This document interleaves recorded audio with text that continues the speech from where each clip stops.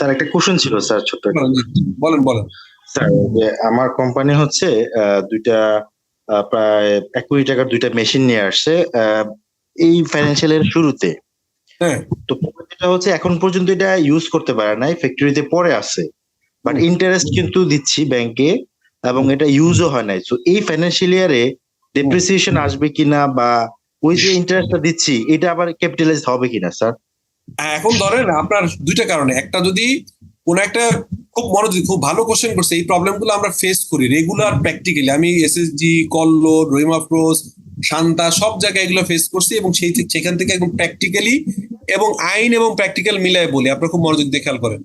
যখন এরকম আসে একটা মেশিন, যদি এমন হয় যে মেশিনটা ইনস্টল করবার জন্য কিছু চ্যালেঞ্জ আছে, সেই চ্যালেঞ্জ হতে পারে টেকনিক্যাল চ্যালেঞ্জ, সেই চ্যালেঞ্জ হতে পারে হচ্ছে কিন্তু যদি এমন হয় কল্লোলে আমরা টিস্যু কনভার্টিং একটা মেশিন এনেছি, সব ঠিক, এটা কোনো টেকনিক্যাল মেশিন না, চাইলে ইউজ করা যায়, কিন্তু কোন একটা ম্যানেজমেন্ট ডিসিশন যে আমি আপাতত করবো না বা ডেফার করবো করে, তাই হয়েছে স্যার, এক্স্যাক্টলি। সরি আমি বলি, সেটা হচ্ছে 8-9 বছর ফেলে রাখছে।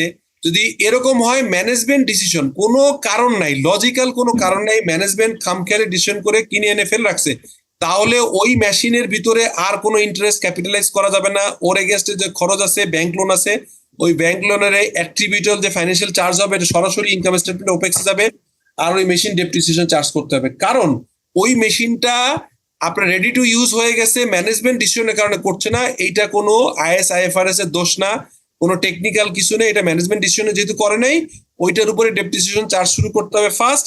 সেকেন্ড হচ্ছে ওইটার যে ফাইন্যান্সিয়াল চার্জ ওটা ওপেক্সে চলে যাবে, আর ক্যাপিটালাইজ করা যাবে না। এটাই হচ্ছে স্যার যদি এমন হয় যে ওই মেশিনটার যে প্রোডাক্ট উৎপাদন করবে, সেল করবে, ওটার অর্ডার নাই, সেক্ষেত্রে হচ্ছে আইদার ওই মেশিনটা পার্মানেন্ট ডিসিশন নিয়ে ডিসকন্টিনিউ অপারেশন করে বিক্রি করে দিতে হবে, অথবা এটা ডিসকার্ড করতে হবে। কিন্তু ফাইন্যান্সিয়াল স্টেটমেন্টে ওইটাকে ফেলে রেখে বছর বছর টানা যাবে না। 1 বছর বা 6 মাস হয়তো দেখলেন, যদি ওই প্রোডাক্ট না থাকে তাহলে আপনি ওইটা স্ক্র্যাপ আকারে বা রিসেবল করে দিবেন, কিন্তু ব্যালেন্স শিটে ধরে রাখলে এটাকে ডেপ্রিসিয়েশন চার্জ করতে হবে, অথবা এটা আপনি হচ্ছে ওই ফাইন্যান্সিয়াল চার্জ করতে হবে এবং আপনার ওইটার ইন্টারেস্টটা অপেক্সে যাবে। কিন্তু যদি এমন হয় যে এটার ডিমান্ড চলে গেছে, কোনো একটা কারণে হয়েছে এরকম, মানে হচ্ছে এটা ম্যানেজমেন্ট ডিসিশন মেকিং এ রং, অথবা রাইট টাইমে করা হয় নাই, অতএব এইটা আপনাকে ডিসপোজ করে দিতে হবে, অথবা যদি রাখতে হয় তাহলে এটা ডেপ্রিসিয়েশন চার্জ করতে হবে। ঠিক আছে, দেয়ার ওয়াজ নো যে আপনি অপারেশন ডিমান্ড নাই, ম্যানেজমেন্ট ডিসিশন, অথবা আপাতত করতে পারছি না, কোনো একটা কারণে আমি ভাবছিলাম অনেক চলবে, এখন চলছে না। আমার একটা মেশিন ছিল, একটা মেশিনের ক্যাপাসিটি 10,000 প্রোডাকশন ছিল, পরে ভাবছি আরো অনেক চলবে, আর একটা মেশিন ইউজ করছে আরো 10,000, এখন এনে দেখি এটা মার্কেট ডিমান্ড নাই।